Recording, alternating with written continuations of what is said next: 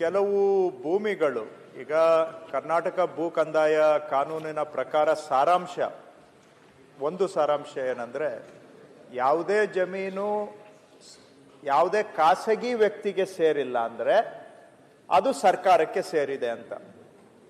Any land not privately owned is A government. It's A ಸಾರಾಂಶ, summary of the law. ಈಗ ಕೆಲವು ಜಮೀನುಗಳು ಅವರು ಇದು ನನಗೆ ಖಾತೆ ಮಾಡಿಕೊಡಿ ಅಂತ ತಹಶೀಲ್ದಾರ್ಗೆ ಅರ್ಜಿ ಕೊಡ್ತಾರೆ. ತಹಶೀಲ್ದಾರ್ ಹೇಳ್ತಾರೆ ಇಲ್ಲ ಇದು ಖಾತೆ ಮಾಡ್ಲಿಕ್ಕೆ ಬರೋದಿಲ್ಲ, ಯಾಕಂದ್ರೆ ನಿಮಗೆ ಹಕ್ಕು ಬಂದಿಲ್ಲ ಅಥವಾ ನಿಮ್ಮ ಹತ್ರ ಇರುವ ದಾಖಲೆಗಳು ನೈಜವಾಗಿಲ್ಲ ಅಂತ ಹೇಳ್ತಾರೆ. ಸೊ ಹಾಗಾಗಿ ನಿಮ್ಮ ಹೆಸರಿಗೆ ಖಾತೆ ಮಾಡೋದಿಲ್ಲ.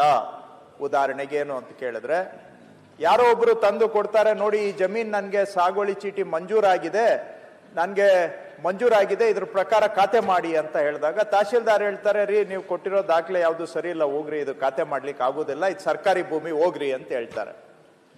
ಸೊ ಅವ್ರು ಆ ರೀತಿ ಹೇಳಿದಾಗ ಇಷ್ಟು ದಿನ ಏನಾಗ್ತಾ ಇತ್ತು, ಅದರ ವಿರುದ್ಧವಾಗಿ ಅಪೀಲು ಡಿಸಿಗೆ ಹೋಗ್ತಾ ಇತ್ತು. ಡಿಸಿ ಅವ್ರಿಗೆ ಕೇಸನ್ನ ಹಿಯರ್ ಮಾಡ್ತಾ ಇದ್ರು. ಬೆಂಗಳೂರಲ್ಲಿ ಸ್ಪೆಷಲ್ ಡಿಸಿ ಹಿಯರ್ ಮಾಡ್ತಾರೆ, ಅವ್ರಿಗೆ ಡೆಲಿಗೇಟ್ ಆಗಿದೆ. ರಾಜ್ಯದ ಬೇರೆ ಜಿಲ್ಲೆಗಳಲ್ಲಿ ಡಿಸಿಗಳು ಹಿಯರ್ ಮಾಡ್ತಾರೆ. ಹಿಂದೆ ಕಾನೂನಲ್ಲಿ ಏನಿತ್ತು ಅಂದ್ರೆ, the deputy commissioner or a survey officer not lower in the rank than a deputy commissioner ಅಂತ ಇಲ್ಲಿವರೆಗೂ ಇರುವಂತಹದ್ದು. ಈಗ ಈ ತಿದ್ದುಪಡಿ ವಿಧೇಯಕದಲ್ಲಿ ನಾವೇನ್ ಪ್ರಸ್ತಾಪ ಮಾಡಿದ್ದೇವೆ, assistant commissioner or a survey officer not below the rank of assistant commissioner. ಯಾಕೆ ಮಾಡ್ತಾ ಇದ್ದೀರಾ ಅಂತ ತಾವು ಕೇಳಬಹುದು. ಡೆಪ್ಟಿ ಕಮಿಷನರ್ ಆರ್ಡರ್ ಮಾಡಿದ್ರೆ ನೆಕ್ಸ್ಟ್ ಅದು ನೇರವಾಗಿ ಸಿವಿಲ್ ಕೋರ್ಟ್ ಹೋಗುತ್ತೆ.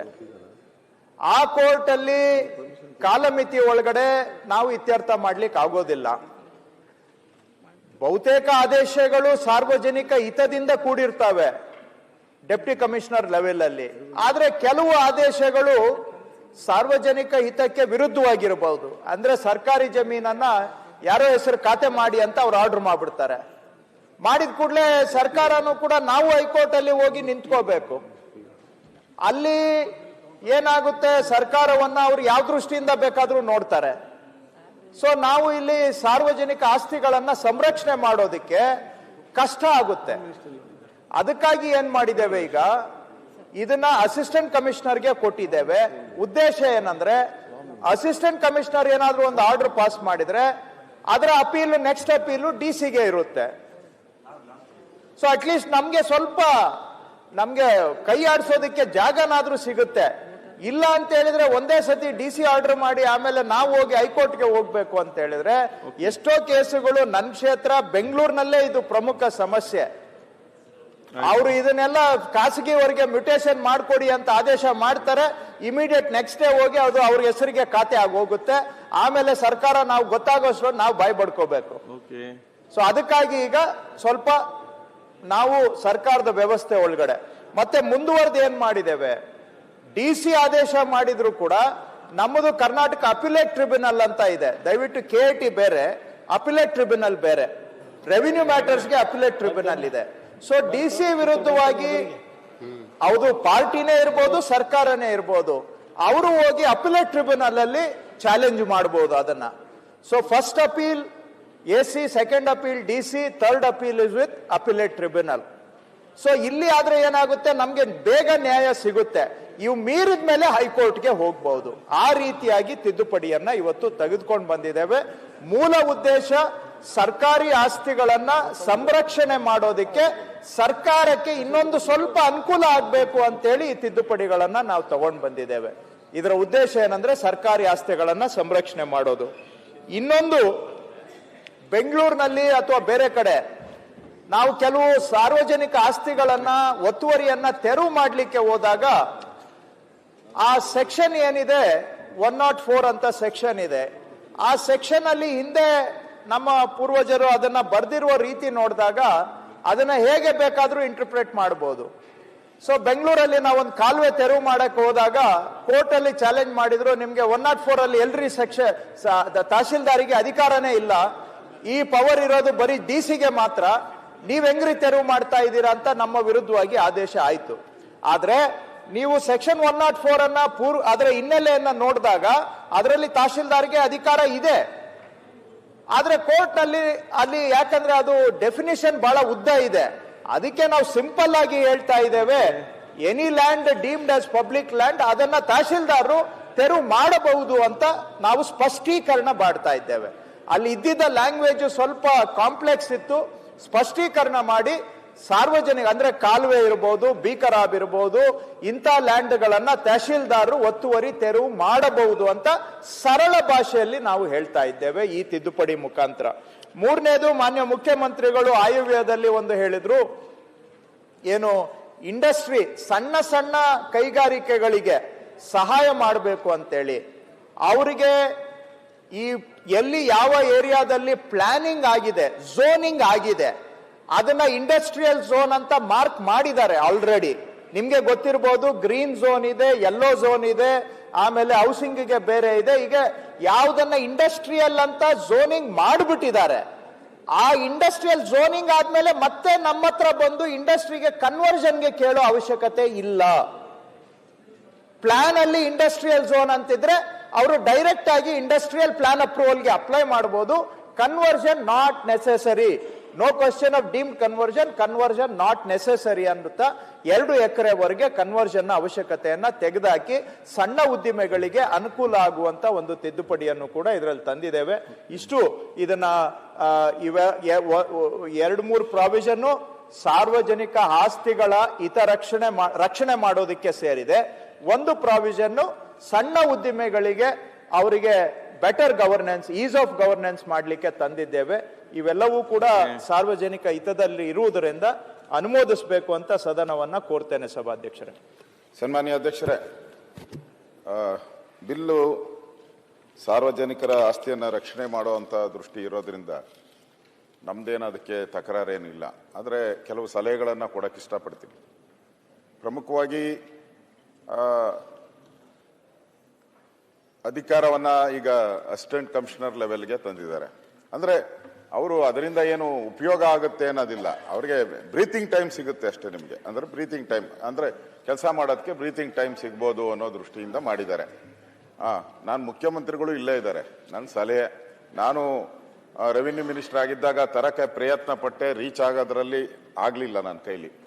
ನೀವು ಏನೇ ಮಾಡಿದ್ರು ಕೂಡ ಇವೆಲ್ಲ ಬೆಂಗಳೂರಲ್ಲಿ, ಮೈಸೂರಲ್ಲಿ, ಹುಬ್ಳಿ ಈ ತರದ ಭಾಗಗಳಲ್ಲಿ ಒಂದೊಂದು ಆಸ್ತಿ ನೀವು ಕಬಳಿಕೆ ಮಾಡಿರೋದು 400, 500, 600 ಕೋಟಿ ಕಬಳಿಕೆ ಆಗಿರೋದು. ಮತ್ತೆ ಅವರು ಪ್ಲಾನ್ಡ್ ಆಗಿ ಮಾಡ್ತಾರೆ, ನಮ್ಮದು ಅನ್ಪ್ಲಾನ್ಡ್ ಅಲ್ಲ ಸರ್ಕಾರದ್ದು. ನಾನು ಟೀಕೆ ಮಾಡಲ್ಲ, ನಮ್ಮ ಲಾಯರ್ಸ್ ಹೋತಾರಲ್ಲ, 5,000 ರೂಪಾಯಿ ಕೊಡ್ತೀರಾ ನೀವು? ನಾವು 5,000 ರೂಪಾಯಿ ಕೊಡ್ತೀರಿ ಸರ್. ನಾನು ಮಿನಿಸ್ಟರ್ ಇದ್ದಾಗ ನಾನು ಮಾಡಿದ್ದೆ ಹೇಳ್ತೀನಿ, ತಪ್ಪನ್ನ ಹೇಳ್ತಾ ಇದ್ದೆ. 5,000 ರೂಪಾಯಿ ಕೊಡ್ತೀರಿ. ಅವರು ಎಂತೆಂಥ ಲಾಯರ್ ಇರ್ತಾರೆ, ಒಳ್ಳೆ ಅವರು ಇವರು ಎಲ್ಲ 5 ಲಕ್ಷ 10 ಲಕ್ಷ ಅವ್ರು ರೆಡಿ ಆಗಿ ಬರ್ತಾರೆ. ನಮ್ಮವ್ರೇನು ಇಲ್ಲ, ಸೀದಾ ಕೈ ಬೀಸ್ಕೊಂಡು ಹೋಗ್ತಾರೆ, ಕೈ ಬೀಸ್ಕೊಂಡು ಬರ್ತಾರೆ ಅಷ್ಟೇ. ನೀವು ಅದನ್ನ ಅಪ್ಗ್ರೇಡ್ ಮಾಡಲಿಲ್ಲ ಅಂದ್ರೆ, ನಾನು ಅದಕ್ಕೆ ನನ್ನ ಮುಖ್ಯಮಂತ್ರಿ ಇದ್ದಾಗ ಯಡಿಯೂರಪ್ಪನವ್ರನ್ನು ಬೊಮ್ಮಾಯಿರನ್ನ ನಾನು ರಿಕ್ವೆಸ್ಟ್ ಮಾಡಿದೆ, ನಮ್ಮ ಇಲಾಖೆ ಕೊಟ್ಬಿಡಿ ಅದನ್ನ. ನಾವು ಪ್ರತಿಯೊಂದಕ್ಕೂ ಅಡ್ವೊಕೇಟ್ ಜನರಲ್ ಹತ್ರ ಹೋಗ್ಬೇಕು, ಫೋನ್ ಮಾಡಬೇಕು, ಅವ್ರು ಬಿಸಿ ಆಗದೇ ಇಲ್ಲ.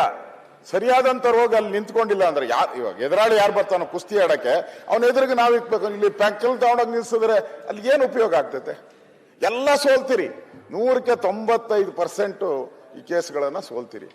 ದಯವಿಟ್ಟು ನನ್ನ ಕ್ಷೇತ್ರದಲ್ಲೇ ನಾನು ಮೊನ್ನೆ ಸುಮಾರು 1,000 ಕೋಟಿ ಈ ತರ ಒತ್ತುವರಿ ಆಗಿದ್ನ ತೆರವು ಮಾಡಿಸಿ ಈಗೆಲ್ಲ ಪಾರ್ಕ್ಗಳು ಮಾಡಿದಿರಿ. ಈಗ ನಾನು ಮುಖ್ಯಮಂತ್ರಿಗಳು ಇರೋದು ಹೇಳಿ ವಿನಂತಿ ಮಾಡ್ತೀನಿ, ಸಾವಿರಾರಲ್ಲ ಲಕ್ಷಾಂತರ ಕೋಟಿ ರೂಪಾಯಿ ಬರ್ತತೆ. ನೀವು ದಯವಿಟ್ಟು ಈಗ ರೆವಿನ್ಯೂ ಮಿನಿಸ್ಟ್ರು ಇದ್ದಾರೆ, ಅವ್ರಿಗೆ ಒಂದು ಸಪರೇಟ್ ಲೀಗಲ್ ಸೆಲ್ ಕೊಟ್ಬಿಡಿ. ಯಾವ್ಯಾವ ಕೇಸ್ಗೆ ಅದರ ಬೆಲೆ ನೋಡಿ, ಅದು 100 ಕೋಟಿ ರೂಪಾಯಿ ಬೆಲೆ ಬಾಳುತ್ತಾ, 1000 ಕೋಟಿ ಬೆಲೆ ಬಾಳುತ್ತಾ, ಆ ತರದ ಒಂದು ಲಾಯರ್ಸ್ನ ಇಟ್ರೆ ನೀವು ಉಳಿತತೆ. ಇಲ್ಲ ಅಂದ್ರೆ ನೀವು ಸ್ಪೇಸ್ ತಗೊಂತೀರ ಅಷ್ಟೇ, ಬ್ರೀತಿಂಗ್ ಟೈಮ್ ತಗೊಂತೀರಾ. ಈ ಬ್ರೀತಿಂಗ್ ಟೈಮ್ ತಗೊಳೋದ್ರಿಂದ ಅಷ್ಟೇ ನನಗೇನು ಬೆನಿಫಿಟ್ ಅನ್ಸಲ್ಲ. ಅದಕ್ಕೋಸ್ಕರ ಇಲ್ಲಿ ಮುಖ್ಯಮಂತ್ರಿಗಳೇ ಇರೋದ್ರಿಂದ ಒಂದು ದಯವಿಟ್ಟು ಅದನ್ನ ಈ ಲೀಗಲ್ ಸೆಲ್ಲಿಂದ ಕಂದಾಯ ಇಲಾಖೆಗೆ ಒಂದು ಲೀಗಲ್ ಸೆಲ್ ಮಾಡಿ. ಯಾಕಂದ್ರೆ ಇಲ್ಲೇ ಸಾವಿರಾರು ಕೋಟಿ ಆಸ್ತಿ ಉಳಿದಿರುವಂಥದ್ದು, ಇದನ್ನ ಉಳಿಸ್ಕೊಬೇಕು. ಕೆರೆಗಳನ್ನ ಉಳಿಸ್ಬೇಕಾದ್ರೆ ಇದನ್ನ ಮಾಡಿದ್ರೆ ಒಳ್ಳೇದು. ನಾನು ಬಿಲ್ಲನ್ನ ಸ್ವಾಗತ ಮಾಡ್ತಾ ಇದ್ದೀನಿ. ಈ ಬಿಲ್ಲು ಒಳ್ಳೇದಿದೆ, ಇನ್ನಷ್ಟು ಗಟ್ಟಿ ಮಾಡೋವಂಥದ್ದಕ್ಕೆ ಮುಖ್ಯಮಂತ್ರಿಗಳು ಅದ್ರ ಬಗ್ಗೆ ಏನಾನ ಯೋಚನೆ ಮಾಡಿ ಹೇಳಿದ್ರೆ ಒಳ್ಳೇದು. ಒಳ್ಳೇದು ಅಂತ ನಾನು ಸ್ವಾಗತ. ಓಕೆ, ಪರ್ಯಾಲೋಚನಾ ಪ್ರಸ್ತಾವ. ಅಧ್ಯಕ್ಷರೇ ಅಧ್ಯಕ್ಷರೇ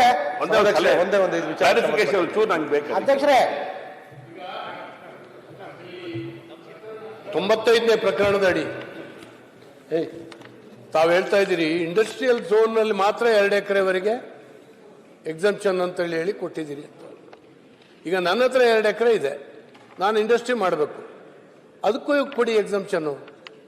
ಇಂಡಸ್ಟ್ರಿಯಲ್ ಝೋನ್ನಲ್ಲಿ ಏನು ಈಗ ಅಲ್ಲೇಷನ್ ಮಾಡಲಿಕ್ಕೆ, ಈ ಕನ್ವರ್ಷನ್ ಮಾಡಲಿಕ್ಕೆ ವಿಚಿತ್ರವಾಗಿರ್ತಕ್ಕಂಥ ಹಿಂಸೆ ಪಡಬೇಕಾಗಿದೆ. ನಮ್ಮ ರೆವಿನ್ಯೂ ಇಲಾಖೆ, PWD, ನ್ಯಾಷನಲ್ ಹೈವೇ ಎಲ್ಲರ ಹತ್ರ ಸುತ್ಕೊಂಡು ಬರಬೇಕಾಗಿದೆ. ಇಂತಹ ಸಂದರ್ಭದಲ್ಲಿ ನನ್ನ ಖಾತೆದಾರನ ಭೂಮಿಯನ್ನು ಕೂಡ ಈ ರೀತಿ ಕನ್ವರ್ಷನ್ ಮಾಡಿ ಇಂಡಸ್ಟ್ರಿ ಮಾಡಲಿಕ್ಕೆ ಕೊಟ್ಟರೆ ಸಣ್ಣ ಸಣ್ಣ ಇಂಡಸ್ಟ್ರಿಗಳು ಬರಲಿಕ್ಕೆ ತುಂಬ ಹೆಲ್ಪ್ ಆಗ್ತದೆ. ನೀವು ಝೋನ್ನಲ್ಲಿ ಮಾತ್ರ ಅಂತ ಹೇಳಿದ್ರೆ ಓಕೆ, ಸರಿ ಇರ್ಬೋದು ನಿಮ್ದು. ಅದ್ರ ಬಗ್ಗೆ ಒಂದು ಕ್ಲಾರಿಫಿಕೇಶನ್ ಕೊಡ್ಬೇಕೇನಾದ್ರು ಮಾಡ್ಬೋದೇ ಅಂತ. ಎಲ್ಲೆಲ್ಲಿ ನಾವು ಈಗಾಗಲೇ ಇಂಡಸ್ಟ್ರಿಯಲ್ ಏರಿಯಾಗಳು ಅಂತ ನಾವು ಮಾಡಿದ್ದೇವೆ. ಉದಾಹರಣೆಗೆ ಶಿವಮೊಗ್ಗದ ನಾನು ಹೇಳ್ತೇನೆ, ಅಲ್ಲಿಗೆ ಆ ಇಂಡಸ್ಟ್ರಿಯಲ್ ಏರಿಯಾಕ್ಕೆ ಯಾವುದೇ ಸಬ್ ರಿಜಿಸ್ಟ್ರಾರ್ ವ್ಯಾಲ್ಯೂಯೇಷನ್ ಫಿಕ್ಸ್ ಮಾಡಿಲ್ಲ ನಾವಿನ್ನು. ಅದೊಂದು ಪ್ರಾಬ್ಲಮ್ ಇದೆ ಸರ್. ಅದಕ್ಕೇನಾದ್ರು ಒಂದು ಪರಿಹಾರ ಹುಡ್ಕೊಳ್ಳೋಂಥ ಕೆಲಸ ಮಾಡಿದ್ರೆ ನಿಜವಾಗ್ಲೂ ಒಳ್ಳೆ ಒಂದು ಇದಾಗುತ್ತೆ. ಇಲ್ದಿರ ಏನಾಗ್ತಿದೆ KSSIDC ನಮಗೆ ಹ್ಯಾಂಡ್ ಓವರ್ ಮಾಡ್ತಾರೆ ಅಂತ ಇಟ್ಕೊಳ್ಳಿ. ನಮಗೆ ಹ್ಯಾಂಡ್ ಓವರ್ ಮಾಡುವಂಥ ಸಂದರ್ಭದೊಳಗಡೆ ಅಲ್ಲೊಂದಷ್ಟು ಅದೊಂದು ಏನಾದ್ರು ಫಿಕ್ಸ್ ಮಾಡಬೇಕು ಅಂತೇಳಿ ಸಬ್ ರಿಜಿಸ್ಟ್ರಾರ್ ವ್ಯಾಲ್ಯೂಯೇಷನ್ ಅದಕ್ಕಿರಲ್ಲ, ಮಾರ್ಕೆಟ್ ವ್ಯಾಲ್ಯೂಯೇಷನ್ ಫಿಕ್ಸ್ ಮಾಡಕ್ಕೆ ಹೇಳ್ಬಿಡ್ತಾರೆ ನಮಗೆ. ಸೊ ಅದಕ್ಕೆ ಪೂರಕವಾಗಿ ಒಂದಷ್ಟು ಇದರೊಳಗಡೆ ಮಾಡುವಂಥದ್ದು ಬಹಳ ಅಗತ್ಯತೆ ಇದೆ. ಅದನ್ನು ಜೋಡಿಸ್ಕೊಂಡು ಸರಳೀಕೃತ ಮಾಡಿದ್ರೆ ಒಳ್ಳೇದಾಗುತ್ತೆ. ಸಭಾಧ್ಯಕ್ಷ ಸಚಿವರೇ, ಏನಿಲ್ಲ, ಇದು ನೀವು ಆಕ್ಚುಲಿ ಮಾಡ್ತಿರ್ತಕ್ಕಂಥದ್ದು ಸ್ವಾಗತ ಸಚಿವರೇ. ಆಯ್ತು, ಎಲ್ಲ ಅಲ್ಲ, ಒಂದೇ ನಿಮಿಷ ಸಚಿವರೇ, ಮಾಡ್ತಿರ್ತಕ್ಕಂಥದ್ದು ಸ್ವಾಗತ, ಒಳ್ಳೆ ವಿಚಾರ, ಅದರಲ್ಲೇನು ವಿಚಾರ ಇಲ್ಲ. ಬಟ್ ಏನಾಗಿದೆ, ಹಿಂದೆನೂ ಕೂಡ ನೀವು ಒಂದು ಇದು ಮಾಡಿದ್ರಿ, ಈ ರೈತರು ಓಡಾಡ್ತಕ್ಕಂಥ ಕಾಲ್ದಾರಿ ಮತ್ತೆ ಬಂಡಿ ದಾರಿಗಳನ್ನ ಯಾರು ರಸ್ತೆಗೆ ಅಡ್ಡಗಟ್ಟಿದ್ರೆ ಅದು ಓಡಾಡಕ್ಕೆ ತೊಂದರೆ ಕೊಡ್ತದೆ, ಅದು ಬಿಡಿಸ್ಬೇಕು ಅಂತೇಳಿ ತಹಸೀಲ್ದಾರ್ಗೂ ಇನ್ಸ್ಟ್ರಕ್ಷನ್ ಕೊಡ್ತಾರೆ. ಅದು ಒಳ್ಳೆ ವಿಚಾರ, ನಾವು ಕೂಡ ಸ್ವಾಗತ ಮಾಡ್ತೀವಿ. ಯಾಕೆಂದ್ರೆ ಎಷ್ಟೋ ರೈತರು ಬೆಳೆನೇ ಬೆಳೆದ್ಬಿಟ್ಟು ಓಡಾಡಕ್ಕೆ ದಾರಿಗೆ ತೊಂದರೆ ಕೊಟ್ಟು ಬೆಳೆನೇ ತರಕ್ಕಾಗಿಲ್ಲ. ಈ ರೀತಿ ಕೇಸ್ಗಳು ನಮ್ಮ ಕ್ಷೇತ್ರದ ತುಂಬಾ ಇದೆ. ಏನಾಗಿದೆ ಅಂದ್ರೆ ತಹಸೀಲ್ದಾರ್ಗಳು ಏನ್ ಮಾಡ್ತಾರೆ ಅಂದ್ರೆ, ನಮ್ಗೆ ಯಾಕೆ ಬೇಕು ಈ ವಿಷ ಬೇರೆ ಅಂತ ಹೇಳಿ. ಒಂದೇ ನಿಮಿಷ ಅಧ್ಯಕ್ಷ, ಇದು ಎಲ್ಲರಿಗೂ ರೈತರಿಗೆ ತುಂಬಾ ಇಂಪಾರ್ಟೆಂಟ್ ವಿಚಾರ, ಅವ್ರ ಇಲಾಖೆಗೆ ಸಂಬಂಧಪಟ್ಟಿದ್ದು ಅಲ್ಲ. ಅದಕ್ಕೇನೆ ನೀವು ಅಧಿಕಾರಿಗಳಿಗೆ ದಯವಿಟ್ಟು ಸ್ಟ್ರಿಕ್ಟ್ ಆಗಿ ಗೈಡ್ಲೈನ್ಸ್ ಕೊಡಿ. ಏನಾಗಿದೆ ಅಂತ ಹೇಳಿದ್ರೆ ದಾರಿ ಬಿಡಿಸ್ಬೇಕು ಅಂತ ಹೋದಾಗ ಅಥವಾ ಇನ್ನೊಂದೇನೋ ಸರ್ಕಾರಿ ಜಾಗ ಬಿಡಿಸ್ಬೇಕು ಅಂತ ನಮ್ಗೆ ಆಗ್ಬೇಕು ನಿಷ್ಠುರ ಹಂಗೆ ತಳ್ಳಿ ಪೋಸ್ಟ್ ಪೋನ್ ಮಾಡ್ತಾರೆ. ಕರೆಕ್ಟ್ ಆಗಿ ಇಂಪ್ಲಿಮೆಂಟ್ ಆಗಿ ಅಧಿಕಾರಿಗಳು ಕೂಡ ಕರೆಕ್ಟ್ ಆಗಿ ಫಾಲೋ ಮಾಡಲಿ ಅಂತ ಅಷ್ಟೇ. ಸನ್ಮಾನ್ಯ ಅಧ್ಯಕ್ಷರೇ, ರೆವಿನ್ಯೂ ಮಂತ್ರಿಗಳಾದ್ಮೇಲೆ ಬೇಕಾದಷ್ಟು ಸುಧಾರಣೆ ತರ್ತಕ್ಕಂಥ ತೀರ್ಮಾನವನ್ನ ಮಾಡ್ತಾ ಇದ್ದಾರೆ. ಜಿಲ್ಲಾಧಿಕಾರಿಗಳಿಂದ ಅಸಿಸ್ಟೆಂಟ್ ಕಮಿಷನರ್ ಅವರಿಗೆ ತಾವು ಅಧಿಕಾರ ಕೊಡ್ತಾ ಇರ್ತಕ್ಕಂಥದ್ದು ಒಳ್ಳೇದೇ. ಬಟ್ ನಾರ್ತ್ ಸರ್ಕಾರ AC, ಸೌತ್ ACಗಳು ಇಬ್ಬರು ACಗಳು ತಾವು ಕರೆಸಿ ಯಾವ ಕೆಟ್ಟ ಮಾತಾಡಿದ್ರು ಕೂಡ ಸೆಟ್ರೇಟ್ ಆಗ್ತಕ್ಕಂಥದ್ದು ನಿದರ್ಶನ ಆಗ್ತಾ ಇಲ್ಲ. ಇಂಥ ಅಧಿಕಾರ ಕೊಡುವಾಗ ಏನಾದ್ರೂ ಬೈಂಡಿಂಗ್ಸ್ ಮಾಡಿ ಅಧಿಕಾರ ಕೊಟ್ರೆ ಅವ್ರಿಗೆ ಇದು ಅನುಕೂಲ ಆಗ್ತದೆ. ಇಲ್ಲ ಅಂತಂದ್ರೆ ಇನ್ನೂ ಹೆಚ್ಚಿನ ಅಧಿಕಾರವನ್ನ ಕರಪ್ಷನ್ ಮಾಡ್ತಕ್ಕಂಥದಕ್ಕೆ ಇದು ಅನುಕೂಲ ಆಗ್ತದೆ. ಈಗ ಇಂಡಸ್ಟ್ರಿಗೆ ತಾವು ಹೇಳ್ತಾ ಇದ್ದೀರಿ, ಈಗ ಎಲ್ಲೋ ಝೋನಲ್ಲಿ ಎಲ್ಲಿರ್ತದೆ ರೆಸಿಡೆನ್ಷಿಯಲ್ಗೆ, ಅದಕ್ಕೂ ನೀವು ಕೊಟ್ಬಿಟ್ರೆ ಕನ್ವರ್ಷನ್ ಬೇಡ, ಎಲ್ಲೋ ಝೋನ್ ಇರ್ತದೆ ಅದೇ ತರ ಅಂತ ಕೊಟ್ರೆ, ಈಗ ತಮಿಳ್ನಾಡು ಸಿಸ್ಟಮ್ ಅಲ್ಲಿ ಇದೆ. ತಮಿಳ್ನಾಡಲ್ಲಿ ಏನಿದೆ, ಸಿಟಿ ಡೆವಲಪ್ಮೆಂಟ್ ಪ್ಲಾನ್ ಅಲ್ಲಿ ಎಲ್ಲೆಲ್ಲಿ ಎಲ್ಲೋ ಝೋನ್ ಅಂತ ಇದೆ, ಅದನ್ನ ಕನ್ವರ್ಷನ್ ಮಾಡ್ತಕ್ಕಂಥ ಅವಶ್ಯಕತೆ ಇಲ್ಲ. ಆಮೇಲೆ ಇಲ್ಲೇನ್ ಮಾಡ್ತೀರಿ ನೀವು, ವಿಲೇಜ್ ಅಕೌಂಟೆಂಟ್ ಬರ್ದದ್ದನ್ನ ಜಿಲ್ಲಾಧಿಕಾರಿಗಳು ಅದೇ ಬರೀತಾರೆ. ಅದಕ್ಕೆ ಏನಾದ್ರೂ ಇಷ್ಟು ಎಕರೆ, 3 ಎಕರೆ, 4 ಎಕರೆ, 5 ಎಕರೆ ಅಂತ ಕನ್ವರ್ಷನ್ ಆದ್ರೆ ಎಷ್ಟೋ ಗೃಹ ನಿರ್ಮಾಣ ಸಹಕಾರ ಸಂಘಗಳು 1 ವರ್ಷದೊಳಗಡೆ ನಿವೇಶನ ಕೊಡ್ತಕ್ಕಂಥದ್ದಕ್ಕೆ ಆಗ್ತದೆ. ಅದರಿಂದ ನೀವು ಬಹಳ ಬೇಕಾದಷ್ಟು ಮಾಡ್ತಾ ಇದ್ದೀರಿ. ಆಮೇಲೆ ಸರ್ಕಾರಿ ಭೂಮಿಗಳು ಹೇಳ್ತಾ ಇದ್ದೀರಿ. ಸನ್ಮಾನ್ಯ ವಿರೋಧ ಪಕ್ಷ ನಾಯಕರು ಮಾತನಾಡಿದ್ರು, ನನ್ನ ಕ್ಷೇತ್ರದಲ್ಲೇ ತಮಗೂ ಮಾತನಾಡಿದ್ದೇನೆ, ಇಲ್ಲೇ ಎಲ್ಲ ಕ್ವಶನ್ ಹಾಕಿದ್ದೇನೆ, ಎಲ್ಲ ಹಾಕಿದ್ದೇನೆ. 100 ಎಕರೆನ ಕಬಳಿಸ್ತಕ್ಕಂಥದ್ದನ್ನ ವಸೂಲಿ ಮಾಡಕ್ ಆಗ್ತಾ ಇಲ್ಲ ಮುಖ್ಯಮಂತ್ರಿಗಳೇ, ರಿಕವರಿ ಮಾಡಕ್ ಆಗ್ತಾ ಇಲ್ಲ. 18 ಎಕರೆ ಒಂದು ಫ್ಯಾಮಿಲಿ, ಒಬ್ಬ ಅಡ್ವೊಕೇಟ್ 3 ಎಕರೆನ ಅವ್ರ ಅಪ್ಪನಿಗೆ, ಅವ್ರ ತಾಯಿಗೆ, ಅವ್ರ ಹೆಂಡತಿಗೆ, ಅವ್ರ ಅಕ್ಕನಿಗೆ, ಅವ್ರ ತಂಗಿದಿಗೆ 3 ಎಕರೆ, 18 ಎಕರೆನ ಒಂದೇ ಫ್ಯಾಮಿಲಿಗೆ ಮಾಡಿಸ್ಕೊಂಡವ್ರೆ. ಅದನ್ನ 94 ಇದರಲ್ಲಿ ವಾಪಸ್ ತಗೊಳಕ್ ಆಗ್ತಾ ಇಲ್ಲ ನಾವು. ಯಾಕೆ ಅಂತಂದ್ರೆ ಸುಪ್ರೀಂ ಕೋರ್ಟ್ ಅಲ್ಲಿ ಅವರು ಮಾಡಿಸ್ಕೊಂಡಿದ್ದಾರೆ. ಇದಕ್ಕೆ ರೆವಿನ್ಯೂ ಡಿಪಾರ್ಟ್ಮೆಂಟ್ ಶಾಮೀಲ್ ಇದೆ, ಎಲ್ಲ ಇದೆ. ಅದರಿಂದ ನೀವು ಮಾಡ್ತಾ ಇರ್ತಕ್ಕಂಥದ್ದು ಸ್ವಲ್ಪ ಬಿಗಿಯಾಗಿ ಕಾನೂನನ್ನ ಮಾಡಿ ಅಂತೇಳಿ ರೆವಿನ್ಯೂ ಮಂತ್ರಿಗಳೆಲ್ಲ ರಿಕ್ವೆಸ್ಟ್ ಮಾಡ್ತಾರೆ. ಮಂತ್ರಿಗಳೇ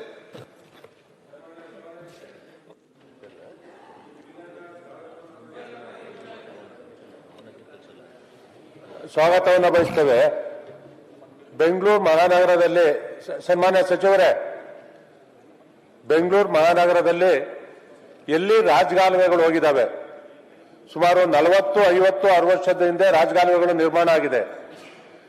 ಅದು ಬಿಟ್ಟು ಬೇರೆ ಕಡೆ ಈಗ ರಾಜಕಾಲುವೆ ಆಗಿದೆ ಅಂತ ವಿಲೇಜ್ ಮಾಡಿ ಬಿಟ್ಕೊಂಡ್ಬಂದು ಆ ಮನೆಗಳನ್ನ ಒಡೆಯೋದಕ್ಕೆ ಬಂದಿದ್ದಾರೆ.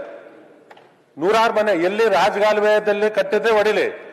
ರಾಜಕಾಲುವೆ ನಿರ್ಮಾಣ ಮಾಡಿರ್ತಕ್ಕಂಥದ್ದು 45 ವರ್ಷದಿಂದ ನಿರ್ಮಾಣ ಆಗಿದೆ. ಈಗ ನೀರು ಸರಾಗವಾಗಿ ಹರಿತಾ ಇದೆ. ಅಲ್ಗೂ ನೀರು ಬರೋದಿಲ್ಲ, ಯಾವುದೇ ಕಾರಣದಿಂದ ಯಾವುದೇ ಪ್ರವಾಹ ಬಂದು ಬರೋದಿಲ್ಲ.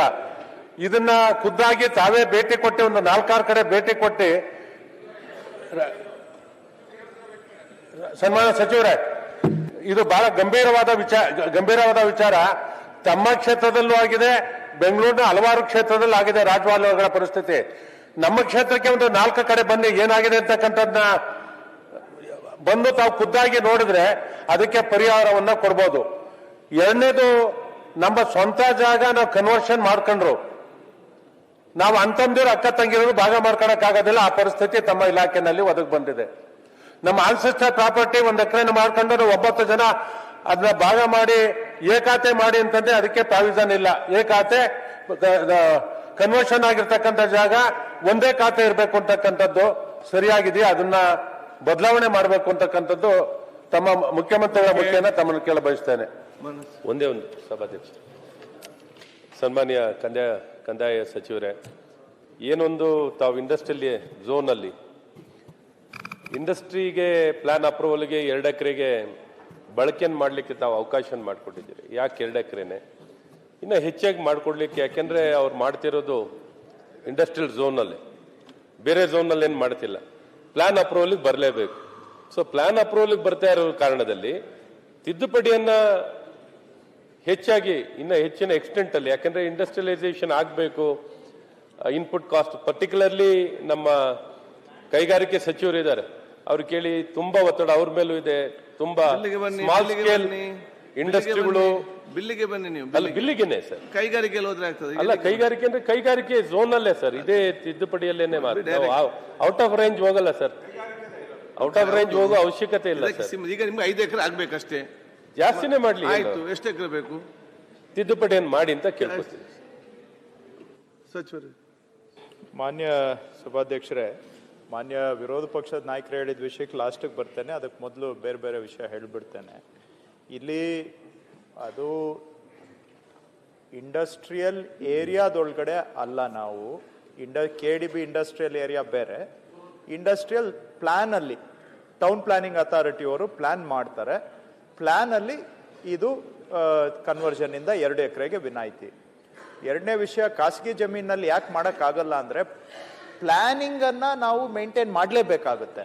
ಖಾಸಗಿ ಜಮೀನಲ್ಲಿ ಆಟೋ ಕನ್ವರ್ಷನ್ ಮಾಡಿಬಿಟ್ರೆ ರೋಡು ಗೀಡು ಅದು ಫಿಟ್ ಆಗುತ್ತಾ ಇಲ್ವಾ ಇದು ಯಾವುದೂ ನೋಡಲಿಕ್ಕೆ ಆಗೋದಿಲ್ಲ. ಆದರೆ ಆಗ್ರೋ ಇಂಡಸ್ಟ್ರೀಸ್ಗೆ ಅದಕ್ಕೂ ವಿನಾಯಿತಿ ಕೊಡಬೇಕು ಅನ್ನುವಂಥ ವಿಚಾರ ಇದೆ. ಆಗ್ರೋ ಇಂಡಸ್ಟ್ರಿ ಆದರೆ ಒಂದು 2 ಏಕರ್ಸಿಗೆ no conversion required, agro industry promote ಮಾಡಲಿಕ್ಕೆ ಅದೊಂದು ನಾವು ವಿಚಾರವನ್ನು ಮಾಡ್ತಾ ಇದ್ದೇವೆ ಅಧ್ಯಕ್ಷರೇ.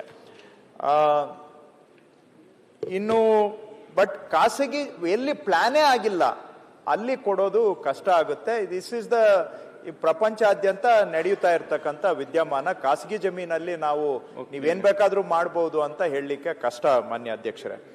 ಇನ್ನ ಮುಂದುವರೆದು ಗೈಡೆನ್ಸ್ ವ್ಯಾಲ್ಯೂ KDB ಅಲ್ಲಿ ಯಾಕೆ ಇಲ್ಲ ಅಂತ ನನಗೆ ಇದು ಆಶ್ಚರ್ಯ ಆಗ್ತಾ ಇದೆ. ನಾನು ಚೆಕ್ ಮಾಡ್ತೇನೆ. ಎನಿವೇ ಅದಕ್ಕೊಂದು ಫೈನಲ್ ಸೊಲ್ಯೂಷನ್ ಕೊಟ್ಟಿದ್ದೇವೆ. ಮಾನ್ಯ ಮುಖ್ಯಮಂತ್ರಿಗಳ ಹತ್ರ ಇತ್ತೀಚೆಗೆ ಸಭೆ ಆಗಿ ಒಂದು ತೀರ್ಮಾನ ಮಾಡಿದ್ದೇವೆ. ಬರೋ ಒಂದು 3-4 ತಿಂಗಳಲ್ಲಿ ರಾಜ್ಯದ ಎಲ್ಲ ಪ್ರಾಪರ್ಟಿಗಳಿಗೂ GIS based guidance value fix ಆಗುತ್ತೆ.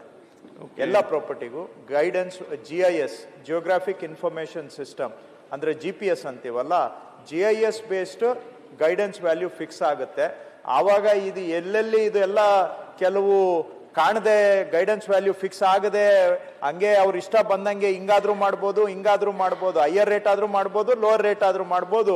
ಈ ಗ್ರೇ ಏರಿಯಾ ಏನಿದೆ ಅದನ್ನ ಬರುವ ಒಂದು 4-5 ತಿಂಗಳ ಅವಧಿಯ ಒಳಗಡೆ ಆ ಗ್ರೇ ಏರಿಯಾ ತೆಗೆದಾಕಿ ಎಲ್ಲ ಪ್ರಾಪರ್ಟಿಗೂ ಗೈಡೆನ್ಸ್ ವ್ಯಾಲ್ಯೂ ಫಿಕ್ಸ್ ಮಾಡುವಂತ ಪೈಲಟ್ ಅನ್ನ ಈ ತಿಂಗಳಿಂದ ನಾವು ಆರಂಭ ಮಾಡ್ತಾ ಇದ್ದೇವೆ.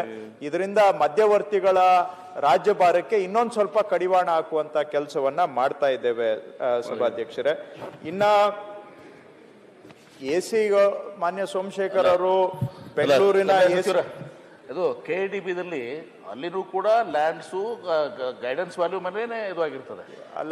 ಗೈಡೆನ್ಸ್ ವ್ಯಾಲ್ಯೂ ಇಲ್ಲ ಅಂತಲ್ಲ, ಅದು ಇರುವಂತ ಲ್ಯಾಂಡ್ಸ್ ಅದನ್ನೇ ಅಲ್ಲ ಲ್ಯಾಂಡ್ ಅನ್ನ ತಗೊಂಡು KDB ಎಸ್ಟೇಟ್ ಆಗಿರ್ತದೆ. ಗೈಡೆನ್ಸ್ ಎಸಿಗಳು ಬೆಂಗಳೂರಿನ ಎಸಿಗಳ ಬಗ್ಗೆ ಮಾನ್ಯ ಸೋಮಶೇಖರ್ ಸದಸ್ಯರು ಮಾತಾಡಿದ್ದಾರೆ. ಅದು ನಾನು ಈಗ ಆಲ್ರೆಡಿ ಅವ್ರ ಮಾಹಿತಿಗೆ ಹೇಳೋದು, ನಾನು ಹೋದ ವರ್ಷ ಅಧಿಕಾರ ತಗೊಂಡಾಗ ಎಸಿ ಕೋರ್ಟ್ಗಳಲ್ಲಿ ಎಸಿ ಕೋರ್ಟ್ಗೆ ಸಮಯ ನಿಗದಿ ಇರೋದು 6 ತಿಂಗಳು. 6 ತಿಂಗಳೊಳಗಡೆ ಅವ್ರು ವಿಲೆ ಮಾಡಬೇಕು. 6 ತಿಂಗಳು ಬಿಡಿ, 1 ವರ್ಷಕ್ಕಿಂತ ಮೀರಿದಂತ ಪ್ರಕರಣಗಳು ರಾಜ್ಯದಲ್ಲಿ ಎಷ್ಟಿದ್ವು ಅಂದ್ರೆ 59,335 ಕೇಸಸ್ ಇತ್ತು. Overdue by at least 1 year and more.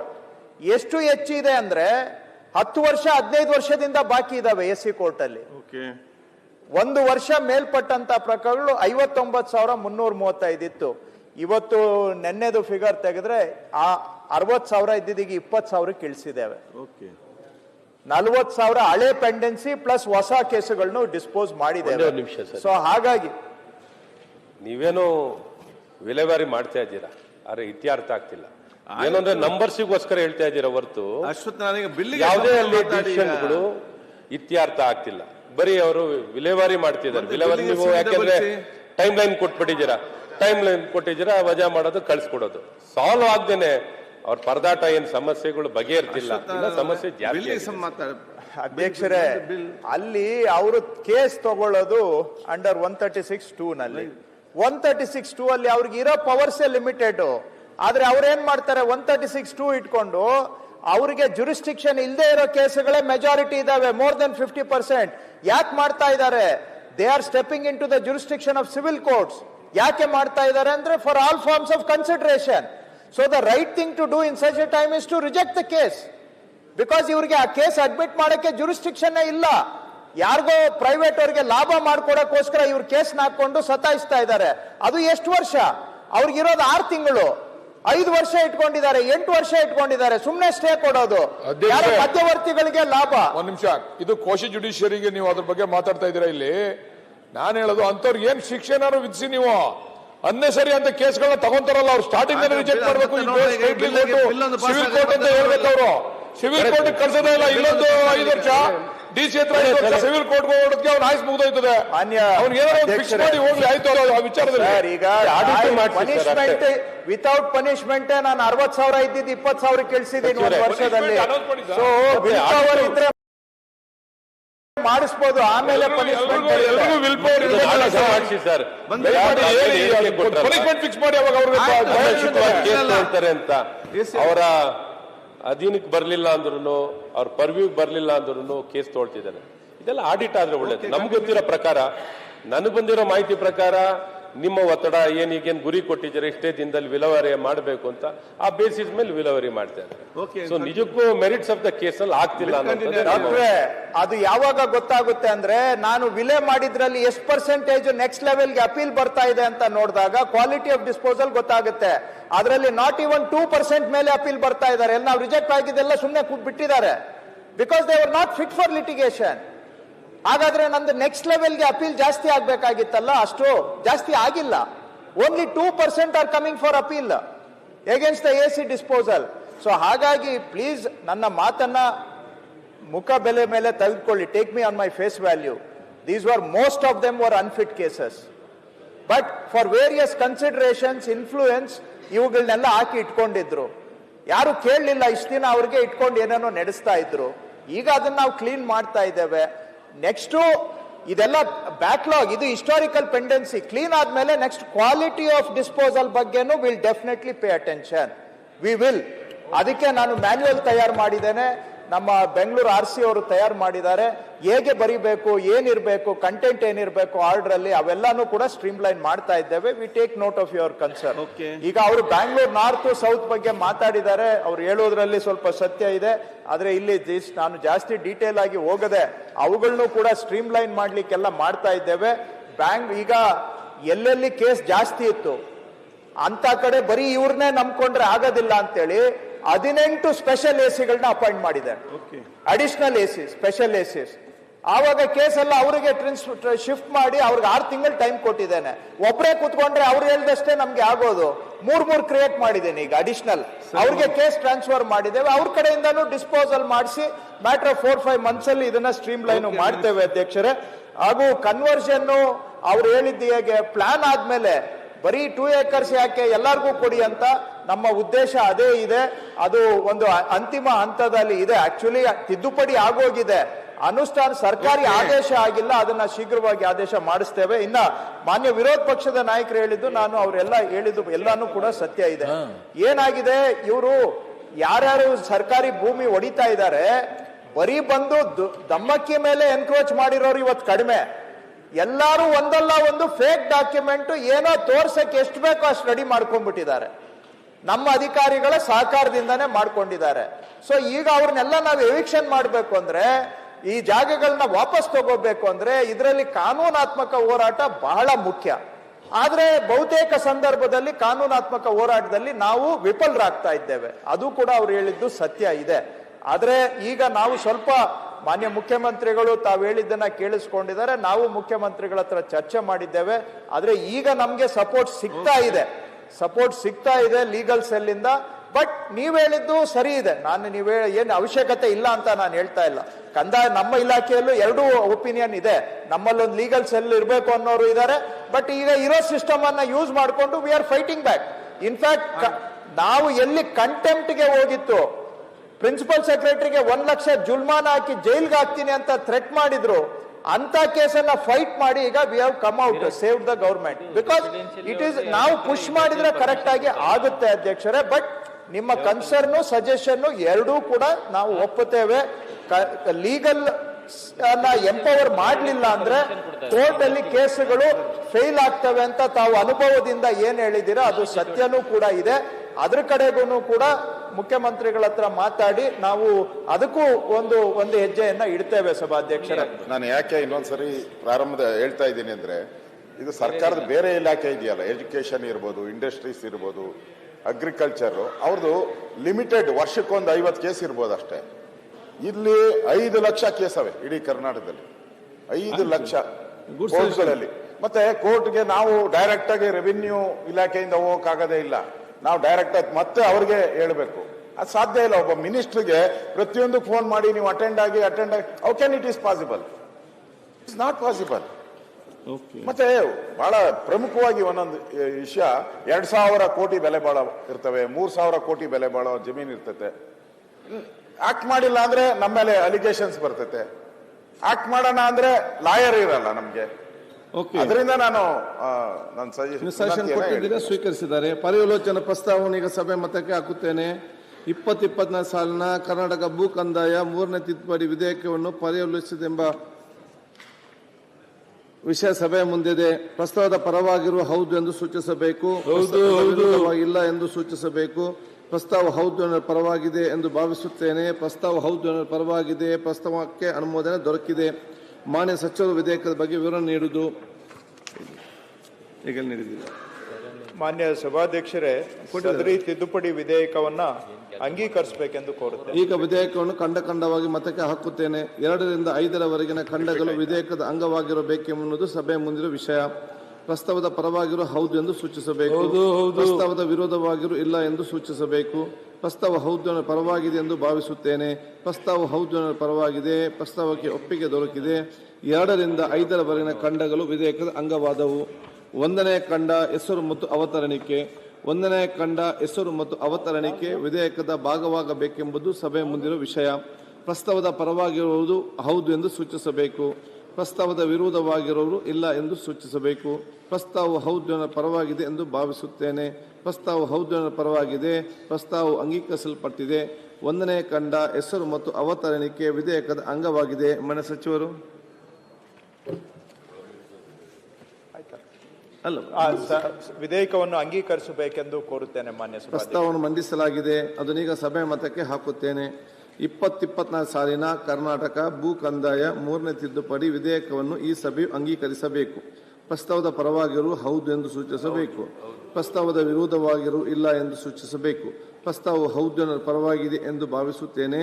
ಪ್ರಸ್ತಾವವು ಹೌದು ಪರವಾಗಿದೆ. ಪ್ರಸ್ತಾವವು ಅಂಗೀಕರಿಸಲ್ಪಟ್ಟಿದೆ ಮತ್ತು ವಿಧೇಯಕಕ್ಕೆ ಅನುಮೋದನೆ ದೊರಕಿದೆ. ಧನ್ಯವಾದಗಳು.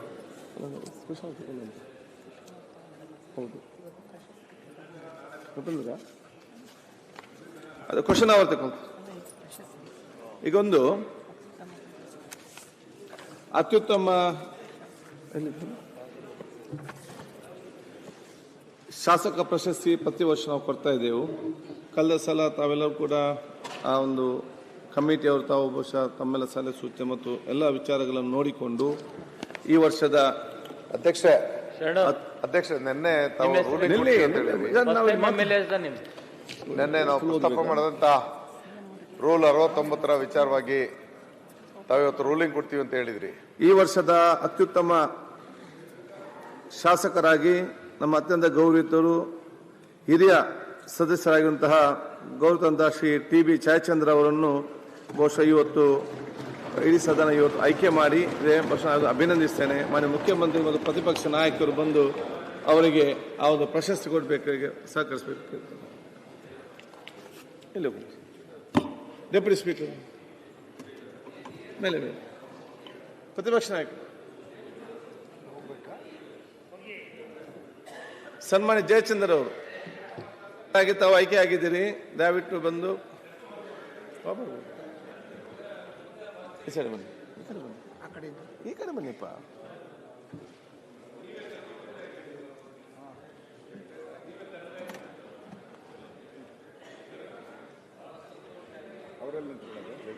ಇಲ್ಲಿ ಈ ಕಡೆ ಬನ್ನಿ.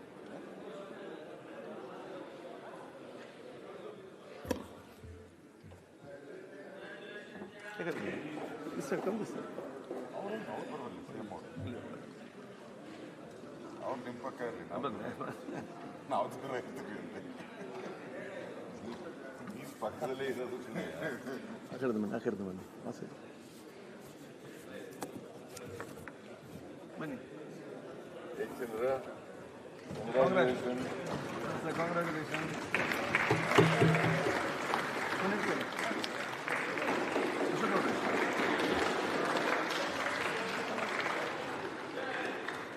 ಎಲ್ಲ ಪಕ್ಷದವ್ರು ಒಂದು ಕೊಡ್ಬೇಕಿತ್ತು. ಎಲ್ಲ ಪಕ್ಷದವ್ರು ಒಂದೊಂದು. ಒಂದ್ಸಲ ಘೋಷಣೆ ಕೂಡ್ಬಿಟ್ರೆ ಎಲ್ಲರೂ ಎದ್ದು ಬಿಡ್ತಾರೆ. ನಮ್ಗೆ ಬಹಳ 30-40 ವರ್ಷದಿಂದ ಬಹಳಷ್ಟೇ. ಅಧ್ಯಕ್ಷರೇ, ಜೊತೆಲಿ ಚೆಕ್ ಏನು ಕೊಡ್ತಾ ಇಲ್ವಲ್ಲ, ಬರೀ ಒಂದು ಇದು ಕೊಟ್ರೆ ಏನಾಗ್ತದೆ? ಚೆಕ್ ಇರ್ಬೇಕಲ್ಲ ಜೊತೆಲಿ. ಚೆಕ್ ಸ್ವಲ್ಪ ಏನು ನೋಡಿ ಒಳಗಡೆ ಇದೆ. ಆ ಕೆಲಸ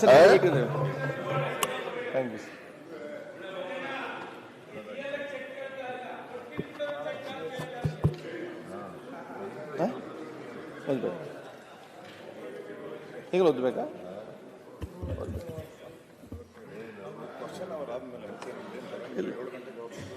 ಮಾಡಿಸುವ ಬೇಗ ಬೇಗ ಮಾಡಿಸುವ.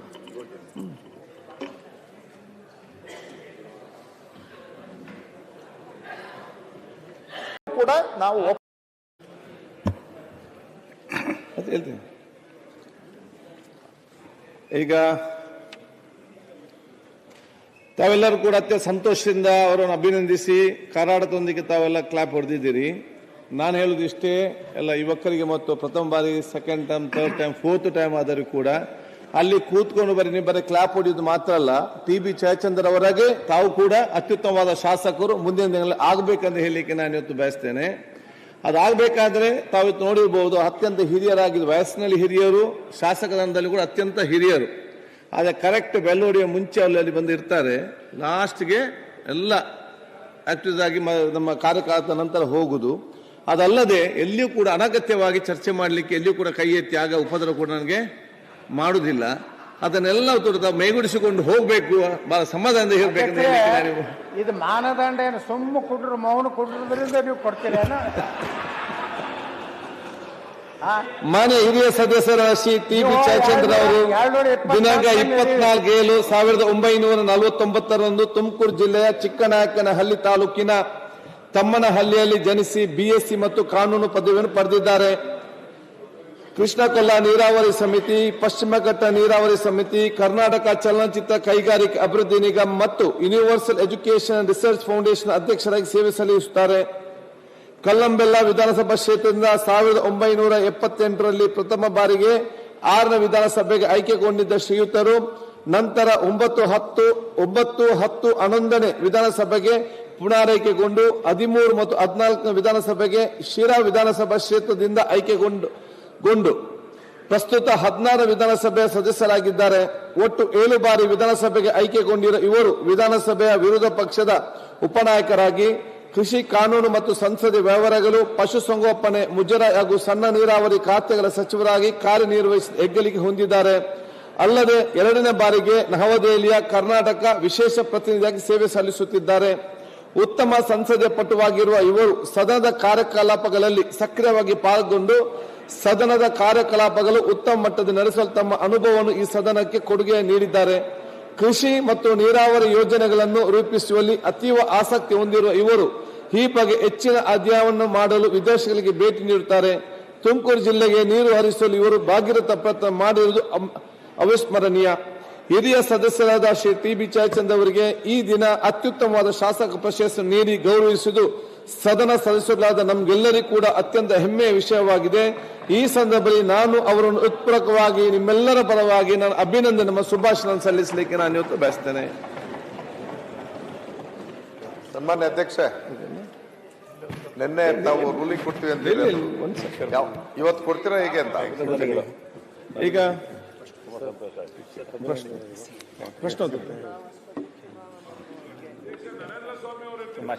ಪ್ರಶ್ನೋತ್ತರ ಈಗ ಇಲ್ಲೇ ಪ್ರಶ್ನೋತ್ತರ ಮುಗಿಲಿಲ್ಲ. ಪ್ರಶ್ನೋತ್ತರದ ನಂತರ ಈಗ ಸನ್ಮಾನ್ಯ ಮುಖ್ಯಮಂತ್ರಿಗಳಿಗೆ 6:30 ಗಂಟೆಗೆ ಹೋಗ್ಲಿಕ್ಕಿದ್ದ ಕಾರಣ ಫಸ್ಟ್ ಆಗಿ ಮಾನ್ಯ ಮುಖ್ಯಮಂತ್ರಿ ಎಷ್ಟೆಲ್ಲ ಪ್ರಶ್ನೆ ಹೇಳಿದ್ರು ಮೊದಲು ಅದೇ ತಗೊಳ್ತೇವೆ ನಾವು. ಅದಕ್ಕೆ ಫಸ್ಟ್ ತಗೊಳ್ತೀವಿ. ಲೆಜಿಸ್ಲೇಚರ್ ಪಾರ್ಟಿ ಮೀಟಿಂಗ್ ಇದೆ, ನಿಮ್ದು ಫಸ್ಟ್ ತಗೊಳ್ತೀವಿ. ಕ್ವಶನ್ಸ್ ನಂದು ಕ್ವಶನ್ಸ್ ಇದಾವೆ, ಅದೇ ಫಸ್ಟ್ ತಗೊಳ್ತೇವೆ. ಫಸ್ಟ್ ಅದನ್ನು ತಗೊಳ್ತೇವೆ. ತಗೊಳ್ಳಿ.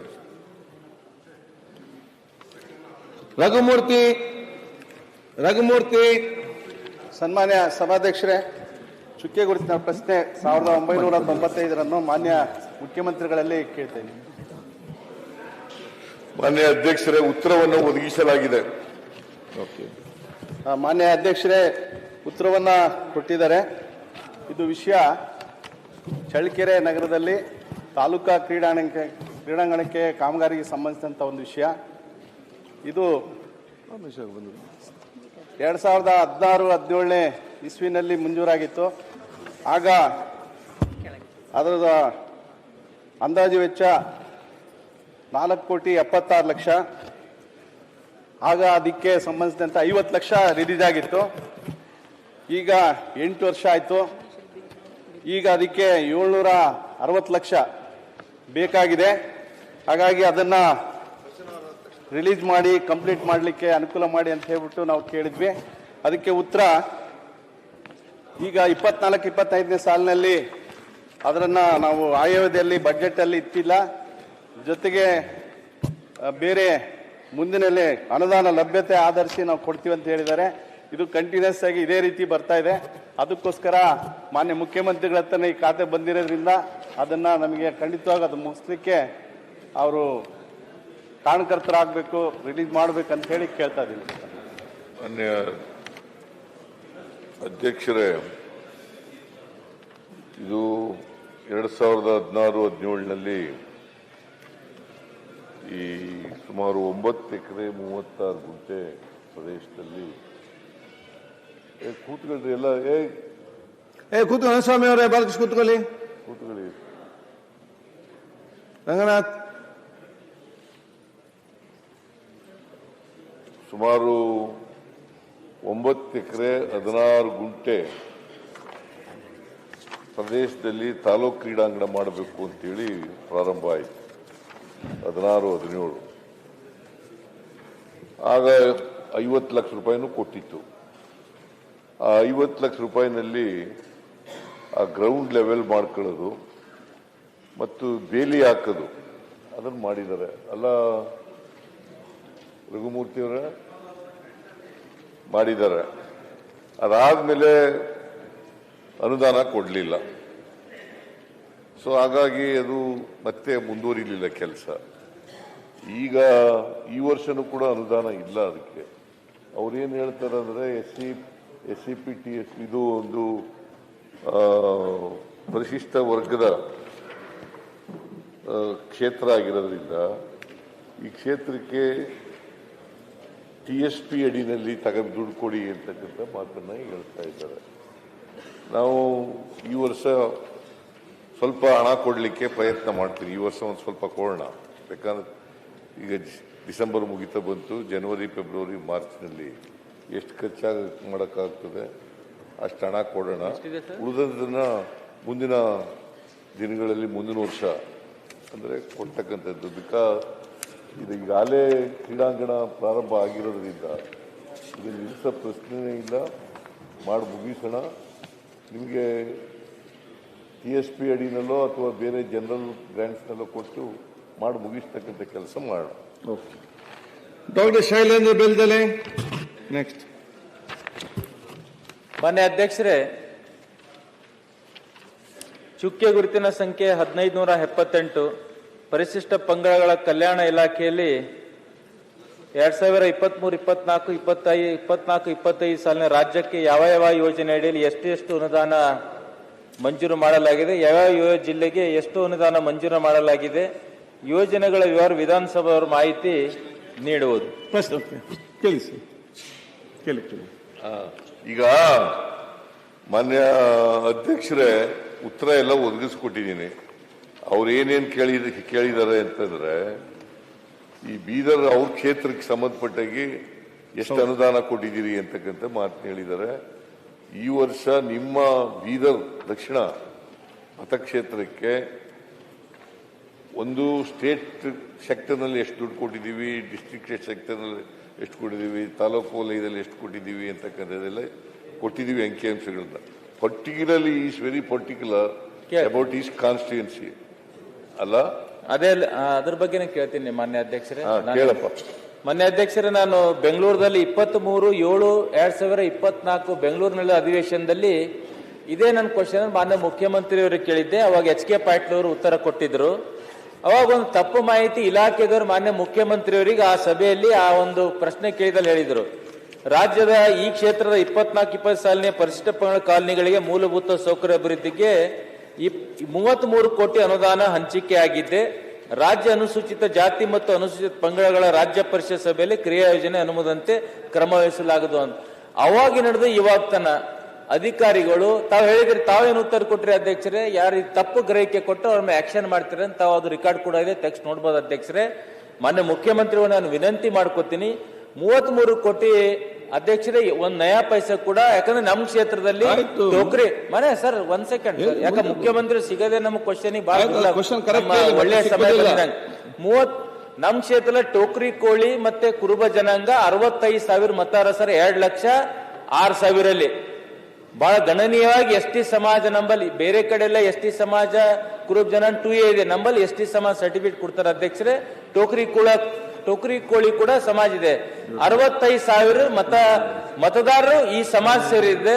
ಮುಖ್ಯಮಂತ್ರಿ ಕೂಡ ಅದು ಕಾಳಜಿ ವಹಿಸ್ತಾನೆ ಬಂದಿದೆ ರಾಜ್ಯದ, ನನ್ಗೆ ಗೊತ್ತಿದೆ.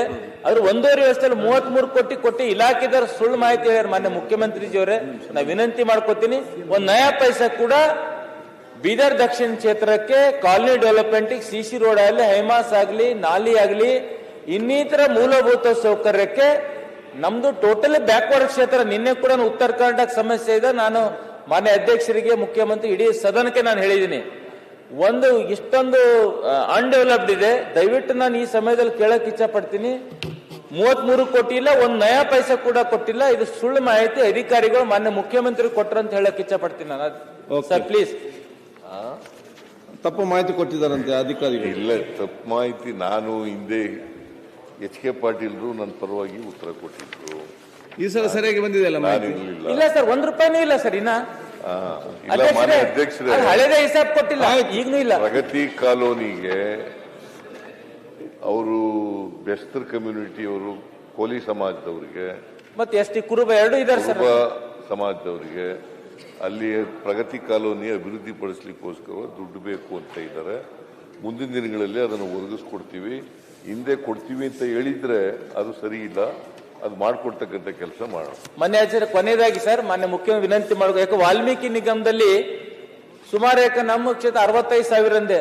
ಅದರಲ್ಲಿ ಯೋಜನೆಗಳು ನೋಡಿ ಅಧ್ಯಕ್ಷರೇ, 5 ಆನ್ಲೈನ್ ನಮ್ಮ ಸ್ವಯಂ ಉದ್ಯೋಗಕ್ಕೆ 5 ಬಂದಿದೆ. ಉದ್ಯಮಶೀಲತಾ 0 ಮತ್ತು ಉದ್ಯಮಶೀಲ ಅಭಿವೃದ್ಧಿ 0, ಸ್ವಾವಲಂಬಿ ಸಾರಥಿ ಯೋಜನೆ 1, micro finance 10, Ganga Kalyan only 4 ಅಧ್ಯಕ್ಷರೇ. 65,000 ಜನಸಂಖ್ಯೆ ಇದೆ, ಹೊಲ ಇದೆ ಎಲ್ಲರಿಗೆ.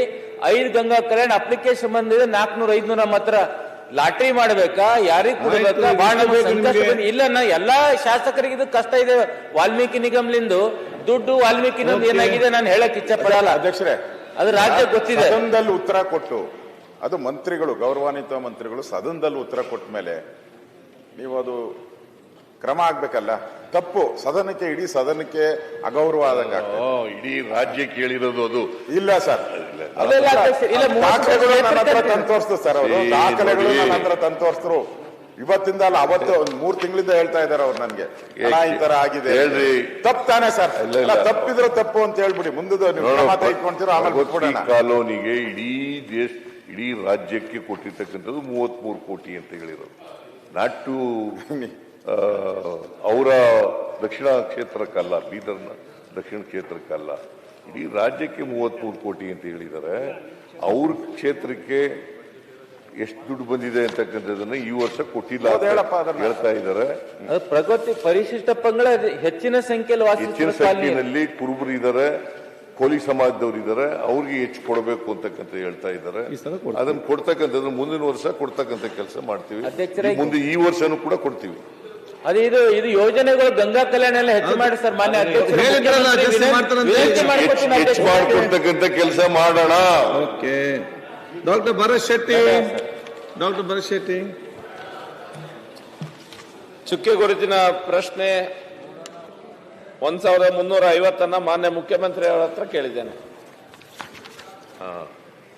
ಮಾನ್ಯ ಅಧ್ಯಕ್ಷರೇ, ಉತ್ತರವನ್ನು ಒದಗಿಸಲಾಗಿದೆ. ಮಾನ್ಯ ಅಧ್ಯಕ್ಷರೇ, ಮುಖ್ಯಮಂತ್ರಿಯವರು ಉತ್ತರವನ್ನ ಕೊಟ್ಟಿದ್ದಾರೆ.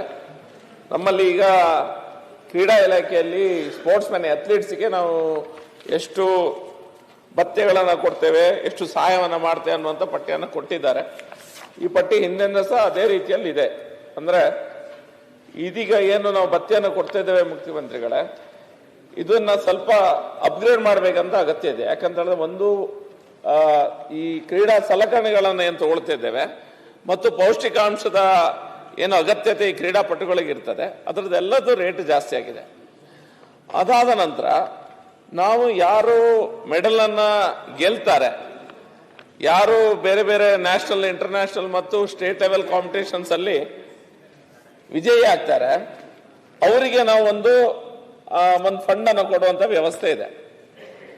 ಆದ್ರೆ ನಮ್ಮಲ್ಲಿ ಯಾರು ಈ ತರಬೇತಿ ಆಗುವಂತ ಸಮಯದಲ್ಲಿ ಜಾಸ್ತಿ ಯುವಕರು ಯುವತಿಯರು ಸ್ಪೋರ್ಟ್ಸ್ ನಲ್ಲಿ ತೊಡಸ್ಕೊಂಡು ಗೆಲ್ಲಬೇಕಾದ್ರೆ ಅವರಿಗೆ ಟ್ರೈನಿಂಗ್ ಪೀರಿಯಡ್ ಅಲ್ಲಿ ಸರಿಯಾದ ಟ್ರೈನಿಂಗ್ ಅನ್ನು ಕೊಡುವಂತ ವ್ಯವಸ್ಥೆ, ಸರಿಯಾದ ಹಾಸ್ಟೆಲ್ಗಳಿರ್ಬೋದು, ಅದೆಲ್ಲ ವ್ಯವಸ್ಥೆಗಳು ಏನು ಅಗತ್ಯ ಇದೆ.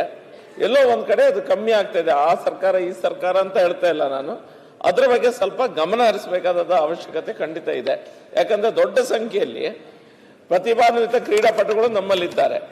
ಯಾರ ಬಳಿ ದುಡ್ಡಿದೆ ಅಂದ್ರೆ ಸ್ವಲ್ಪ ಸ್ಥಿತಿವಂತರು ಇರ್ತಾರೆ, ಆ ಮನೆ ಮಕ್ಕಳಿಗೆ ಸ್ವಲ್ಪ ಸುಲಭ ಆಗ್ತದೆ ಇದರೆಲ್ಲ ಕಾಂಪಿಟೇಷನ್ ಅಲ್ಲಿ ತೋಡಿಸ್ಕೊಳ್ಲಿಕ್ಕೆ. ಆದ್ರೂ ಬಹಳ ಬಡ ಸ್ಥಿತಿಯಲ್ಲಿ ಇರುವಂತಹ ಪ್ರತಿಭಾನ್ವಿತ ಕ್ರೀಡಾಪಟುಗಳು ಯಾರಿರ್ತಾರೆ ಅವ್ರು ಸ್ವಲ್ಪ ದೊಡ್ಡ ರೀತಿಯಲ್ಲಿ ಸಮಸ್ಯೆಗಳನ್ನ ಎದುರಿಸ್ತಿದ್ದಾರೆ. ಮುಖ್ಯಮಂತ್ರಿಗಳೇ, ಸಭಾಧ್ಯಕ್ಷರೇ, ಇದರ ಬಗ್ಗೆ ಸ್ವಲ್ಪ ನಾವು ಗಮನವನ್ನು ಹರಿಸಿ ಕ್ರೀಡಾಪಟುಗಳಿಗೆ ಆದ್ಯತೆ ಮೇರೆಗೆ ಸರಿಯಾದ ವ್ಯವಸ್ಥೆಯನ್ನ ಭತ್ಯೆಯನ್ನ ಜಾಸ್ತಿ ಮಾಡೋದಿರ್ಬೋದು.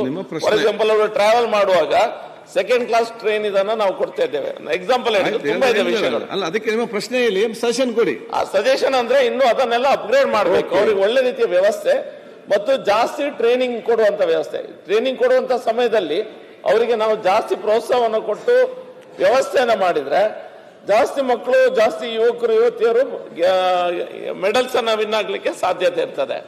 ಗೆದ್ದ ಮೇಲೆ ಕೊಡೋದು ಬೇರೆ ವಿಷಯ. ಓಕೆ, ಮಾನ್ಯ ಸದಸ್ಯರಾದಂಥ ಭರತ್ ಶೆಟ್ಟಿ ಅವರು ಈ ಬತ್ತಿ ಏನು ಕೊಡ್ತಾ ಇದ್ದೀವಿ ವಿದ್ಯಾರ್ಥಿಗಳಿಗೆ ರಾಷ್ಟ್ರ ಮತ್ತು ಅಂತಾರಾಷ್ಟ್ರೀಯ ಮಟ್ಟದಲ್ಲಿ ಸ್ಪರ್ಧೆ ಮಾಡ್ತಕ್ಕಂಥ ಕ್ರೀಡಾಪಟುಗಳಿದ್ದಾರಲ್ಲ, ಅವ್ರಿಗೆ ಹೆಚ್ಚು ಮಾಡಬೇಕು ಅಂತಕ್ಕಂಥದ್ದು ಹೇಳಿದರೆ 5 ವರ್ಷಗಳ ಹಿಂದೆ ಮಾಡಿರ್ತಕ್ಕಂಥದ್ದು. 5 ವರ್ಷದ ನಂತರ ನೀವು ಹೇಳಿರ್ತಕ್ಕಂಥ ಸಲಹೆ ಅದನ್ನು ಪರಿಶೀಲನೆ ಮಾಡಿ ಸರ್ಕಾರ ಹೆಚ್ಚು ಮಾಡಲಿಕ್ಕೆ ಪ್ರಯತ್ನವನ್ನು ಮಾಡುತ್ತೆ. ಈಗ ಒಂದನೇ ಕಟಕದೊಂಡ ವಿಠಲ ದೊಂಡಿಬಾ 1ನೇ ಪ್ರಶ್ನೆ ಆಯ್ತಲ್ಲ. 2 ಇಲ್ಲ 3 ವಿಶ್ವಾಸ್ ವಸಂತ್ ವೈದ್ಯ ಬರಬೇಕು ನೀವು. ಅನಿಲ್ ಚಿಕ್ಕಮಾದು ಸನ್ಮಾನ್ಯ ಕಾನೂನು ಸಚಿವ ಅಧ್ಯಕ್ಷರೇ, ಕಡಕ್ದೊಂಡವ್ರು ಅದಾರ ಸರ್. ಎಲ್ಲಿ ಆಯ್ತು, 1 ನಿಮಿಷ ಅವ್ರದ್ದಾಗಲಿ. ವಿಠಲ್ ದೊಂಡಿಬಾ ಮೈಕ್ ಆನ್ ಮಾಡಿ. ಜಲ ಸಂಪನ್ಮೂಲ ಸಚಿವರಾದಂಥ ಉಪಮುಖ್ಯಮಂತ್ರಿಗಳಿಗೆ ಕೇಳಿದ್ದೇನೆ.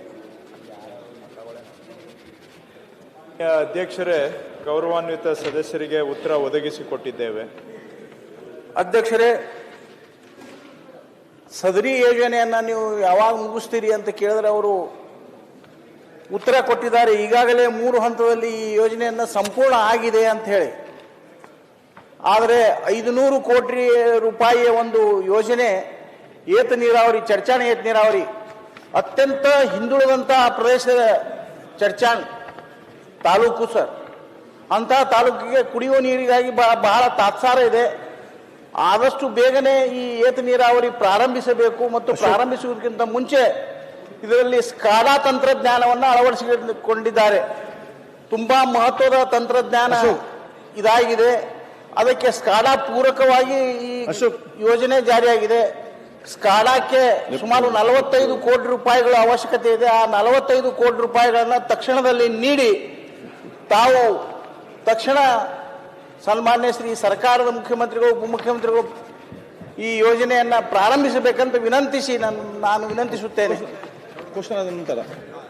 ಮಾನ್ಯ ಅಧ್ಯಕ್ಷರೇ, ಮಾನ್ಯ ಸದಸ್ಯರು ಕೂತ್ಕೊಳ್ಳಿ, ದಯವಿಟ್ಟು ಕೂತ್ಕೊಳ್ಳಿ.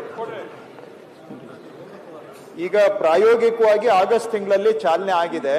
ಆದ್ರೆ ಅವರು ಸ್ಕಾಡಾನ ಮೂಲ ಯೋಜನೆಯಲ್ಲಿ ಸ್ಕಾಡಾ ಇರ್ಲಿಲ್ಲ. ಈಗ ಸ್ಕಾಡಾವನ್ನ ಅಧಿಕವಾಗಿ ಅಳವಡಿಸಬೇಕು ಅಂತ ಅವರು ಕೇಳ್ತಾ ಇದ್ದಾರೆ. ಖಂಡಿತ ಅದನ್ನ ನಾವು ಈಗ ಪ್ರಾಯೋಗಿಕವಾಗಿ ಚಾಲನೆ ಆಗಿದೆ. ಆದ್ರೆ ಕೊನೆಯಲ್ಲಿ ಇರ್ತಕ್ಕಂಥವ್ರಿಗೆ ತಲುಪಬೇಕಾದ್ರೆ ಏನ್ ಮಾಡ್ತಾ ಇದ್ದೀರಾ ಅಂತ ಅವರು ಸರ್ಕಾರವನ್ನ ಕೇಳ್ತಾ ಇದ್ದಾರೆ.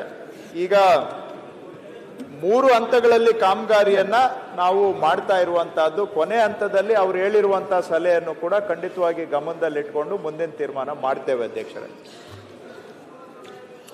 4ನೇ ಹಂತೇನು ಅಧಿಕೃತ ಅಲ್ಲ, ಇದು ಅಧಿಕೃತ ಆಗಿದೆ ಅಂದ್ರೆ ಬಹುಶಃ ನನ್ನ ದೃಷ್ಟಿಕೋನದೊಳಗ ಈಗಾಗಲೇ ಸ್ಕಾಡಾ ಕೂಡಿಸ್ಬೇಕಾದ್ರೆ ಏನೇನು ಬೇಕು ಅನ್ನುವಂತ ಯೋಚನೆ ಮಾಡಿ ಸ್ಕಾಡಾ ತಂತ್ರಜ್ಞಾನ ಅಳವಡಿಸಿಕೊಳ್ಳಿಕ್ಕೆ ಈ ಯೋಜನೆಯನ್ನ ತಂದಿದ್ದಾರೆ.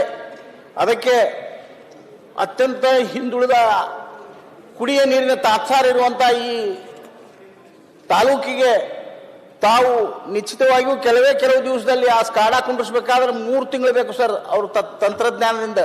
ಆ 3 ತಿಂಗಳಿಗಿಂತ ಕೇವಲ 15-20 ದಿವಸದಲ್ಲಿ ಇವತ್ತು ಕೂಡ್ಸಾಕ 612 ಔಟ್ಲೆಟ್ಗಳದಾವ ಸರ್. 612 ಔಟ್ಲೆಟ್ಗಳಿದ್ದೇವೆ. ಆ 612 ಔಟ್ಲೆಟ್ಗಳನ್ನ ನಾವು ಸ್ಕಾಡಾ ಕೂಡಿಸ್ಬೇಕಾದ್ರೆ ತಂತ್ರಜ್ಞಾನಕ್ಕೆ ಕನಿಷ್ಠ 3 ತಿಂಗಳು ಬೇಕಾಗ್ತೈತಿ. ಅದಕ್ಕೆ ಈ 500 ಕೋಟಿ ರೂಪಾಯಿಗಳನ್ನ ಖರ್ಚು ಮಾಡಿದಂಥ ಇಂಥ ಒಂದು ಯೋಜನೆಯನ್ನ ಅತ್ಯುತ್ತಮವಾಗಿ ರೈತರಿಗೆ ಮುಟ್ಟಬೇಕು ಅನ್ನುವಂಥ ಆಶಾಭಾವನೆಯಿಂದ ನಾನು ಮತ್ತೊಮ್ಮೆ ಕೇಳುತ್ತೇನೆ. ಅಧ್ಯಕ್ಷರೇ, ಈಗ ಈ ಎಸ್ಟಿಮೇಟು ಟೆಂಡರ್ ಅಲ್ಲಿ ಸ್ಕಾಡಾ ಸೇರಿದ್ರೆ ಇಮಿಡಿಯೇಟ್ ಆಗಿ ಅದನ್ನ ಇನ್ಸ್ಟಾಲ್ ಮಾಡೋದಕ್ಕೆ ನಾವು ಕ್ರಮ ತಗೊಳ್ತೇವೆ. ಎಸ್ಟಿಮೇಟು ಟೆಂಡರ್ ಅಲ್ಲಿ ಸೇರಿಲ್ಲ ಅಂದ್ರೆ ಹೊಸದಾಗಿ ಪ್ರಸ್ತಾವನೆ ಮಾಡಬೇಕಾಗತ್ತೆ. ನಾನು ಅದು ಅಧಿಕಾರಿಗಳ ಹತ್ರ ಮಾತಾಡ್ತೇನೆ. ಎಸ್ಟಿಮೇಟು ಟೆಂಡರ್ ಅಲ್ಲಿ ಸೇರಿದ್ರೆ ಇಮಿಡಿಯೇಟ್ ಆಗಿ ಇನ್ಸ್ಟಾಲ್ ಮಾಡಿಸುವಂತ ಕೆಲಸ ಮಾಡ್ತೇವೆ ಅಧ್ಯಕ್ಷರೇ. ಓಕೆ, ವಿಶ್ವಾಸ್ ವೈದ್ಯ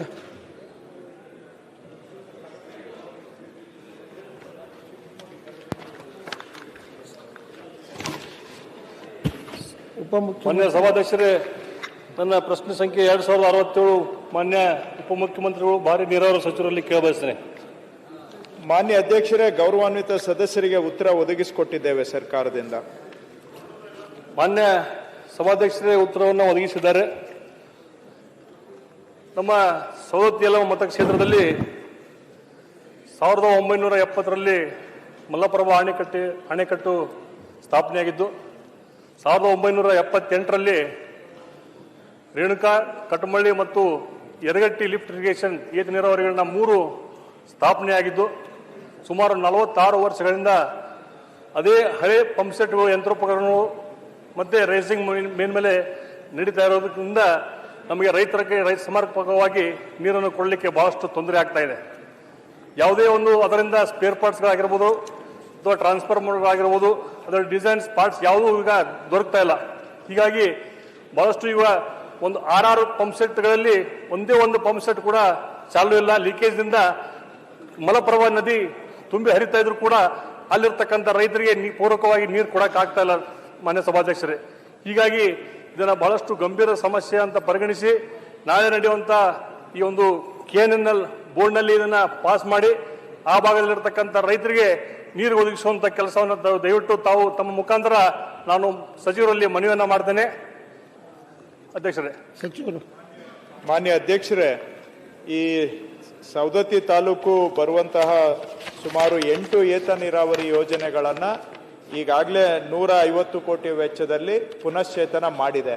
ಆದರೆ ಇನ್ನೂ ಸಹ ರೇಣುಕಾ, ಕಟಮಳ್ಳಿ ಮತ್ತು ಯರಗಟ್ಟಿ 3 ಏತ ನೀರಾವರಿ ಯೋಜನೆಗಳು ಅವರು ಮಾನ್ಯ ಸದಸ್ಯರು ಹೇಳಿದಾಗೆ ಪಂಪು ಮೋಟಾರು ಕೆಲಸ ಮಾಡದೆ ಅದು ಯೋಜನೆ ಆಗಿದ್ರೂ ಕೂಡ ನೀರು ರೈತರಿಗೆ ಸಿಗ್ತಾ ಇಲ್ಲ ಅನ್ನುವಂಥದ್ದು ಸರಿ ಇದೆ. ಈ 3 ಯೋಜನೆಗಳನ್ನು ಪುನಶ್ಚೇತನ ಮಾಡಲಿಕ್ಕೆ 51 ಕೋಟಿ ರೂಪಾಯಿಗೆ ಅಂದಾಜು ವೆಚ್ಚ ಮತ್ತು ಅದಕ್ಕೆ ಬೇಕಾದಂಥ ವಿವರವಾದಂಥ ಯೋಜನಾ ವರದಿಯನ್ನು ಕೂಡ ತಯಾರಾಗಿದೆ. ಇದನ್ನು ಖಂಡಿತವಾಗಿ ಸರ್ಕಾರ ಇದಕ್ಕೆ ಅವ್ರಿಗೆ ಗೊತ್ತಿರೋ ಹಾಗೆ KNNLಗೆ ಆಡಳಿತ ಮಂಡಳಿ ಇದೆ. ಆಡಳಿತ ಮಂಡಳಿಯಲ್ಲಿ ಚರ್ಚೆ ಮಾಡಿ ಅನುದಾನನೂ ನೋಡಬೇಕಾಗುತ್ತೆ ಸಭಾಧ್ಯಕ್ಷರೇ. ನೋಡಿಕೊಂಡು ಅವರ ಹೇಳಿರೋ ವಿಷಯವನ್ನು ನಾವು ಒಪ್ತೇವೆ. ಯೋಜನೆ ಇದ್ರೂ ಕೂಡ ಹಳೇದಾಗಿ ಕೆಲಸ ಮಾಡ್ತಾ ಇಲ್ಲ, ಇದು ಪ್ರಯೋಜನ ಆಗ್ತಾ ಇಲ್ಲ ಅನ್ನೋದು ಸರಿ ಇದೆ. ಅದನ್ನ ಹೇಳಿದ್ದನ್ನ ನಾವು ಅರ್ಥ ಮಾಡ್ಕೊಂಡಿದ್ದೇವೆ. ಆದಷ್ಟು ಅನುದಾನ ಲಭ್ಯತೆ ಹಿನ್ನೆಲೆಯಲ್ಲಿ ಒಂದು ತೀರ್ಮಾನವನ್ನ ಮಾಡ್ತೇವೆ ಸಭಾಧ್ಯಕ್ಷ. ಮಾನ್ಯ ಅಧ್ಯಕ್ಷರೇ, ಇದು ಬಹಳಷ್ಟು ಬೇಗನೆ ಆಗಬೇಕು. ಯಾಕಂದ್ರೆ ರೈತ ಆತ್ಮಹತ್ಯೆಗೆ ಶರಣಾಗ್ತಾರೆ ಅಧ್ಯಕ್ಷರೇ. ಅಲ್ಲಿ ನೀರಿದ್ರು ಕೂಡ ಹಲ್ಲಿದ್ರು ಕಡ್ಲೆ ಇಲ್ಲ ಅನ್ನುವಂತ ಸ್ಥಿತಿ ರೈತರಿಗೆ ಆಗ್ತಾ ಇದೆ. ಪ್ರತಿದಿನ ರೈತರ ಗೋಳನ್ನ ಕೇಳಕ್ ಆಗ್ತಾ ಇಲ್ಲ. ಇವತ್ತು ಹಿಂಗಾರಿ ಬೆಳೆಗಳಾಗಿರುವಂತ ಗೋವಿನ ಜೋಳ, ಗೋಧಿ ಇನ್ನಿತರ ಬೆಳೆಗಳಿಗೆ ನೀರು ಕೊಡಕ್ ಆಗ್ತಾ ಇಲ್ಲ ಅಧ್ಯಕ್ಷರೇ. ಹೇಳಿದಾರೆ ಬಿಡು, ಹೇಳಿದ್ರು. ದಯಮಾಡಿ ಇದನ್ನು ಮಾಡಿಕೊಡ್ಬೇಕಂತ ತಮ್ಮಲ್ಲಿ ಮನವಿ ಮಾಡ್ತಾರೆ. ಅನಿಲ್ ಚಿಕ್ಕಮಾದು. ಅಧ್ಯಕ್ಷರೇ, ಸದಸ್ಯರ ಕಳಕಳಿ ಖಂಡಿತವಾಗಿ ಅರ್ಥ ಮಾಡ್ಕೊಂಡಿದ್ದೇವೆ, ಸಮಸ್ಯೆನೂ ಅರ್ಥ ಆಗಿದೆ. ಆದ್ರೆ ನಾವು ಅನುದಾನ ಎಲ್ಲಾನು ನೋಡಿ ತೀರ್ಮಾನ ಮಾಡಬೇಕಾಗತ್ತೆ. ಆದಷ್ಟು ಇದನ್ನ ಪರಿಗಣಿಸಿ. ಮಾನ್ಯ ಸಚಿವರಿಗೆ ಧನ್ಯವಾದಗಳು. ಓಕೆ, ಅನಿಲ್ ಚಿಕ್ಕಮಾದು.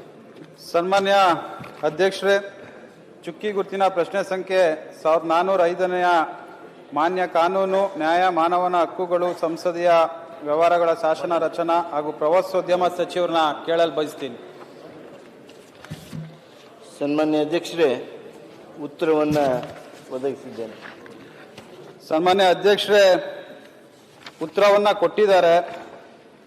ಆದರೆ ದೇವರು ವರ ಕೊಟ್ಟರೆ ಪೂಜಾರಿಗಳು ಅದು ವರ ಕೊಡಲ್ಲ ಅನ್ನೋ ಒಂದು ಗಾದೆ ಏನಿದೆ, ಆ ರೀತಿ ನಮ್ಮ ತಾಲೂಕಿಗೆ ಆ ರೀತಿ ಪರಿಸ್ಥಿತಿ ಆಗಿದೆ. ಸನ್ಮಾನ್ಯ ಅಧ್ಯಕ್ಷರೇ, ಏನು 2022-23ನೇ ಸಾಲಿನಲ್ಲಿ ಮುಖ್ಯಮಂತ್ರಿಗಳ ವಿಶೇಷ ಅನುದಾನದಲ್ಲಿ ಆರ್ಥಿಕ ಇಲಾಖೆಯಿಂದ ಬಿಡುಗಡೆಯಾದ ಕಾರಣ ಆಡಳಿತ ಅನುಮೋದನೆಯನ್ನು ನೀಡಿಲ್ಲ ಎಂದು ಉತ್ತರವನ್ನು ಕೊಟ್ಟಿದ್ದಾರೆ.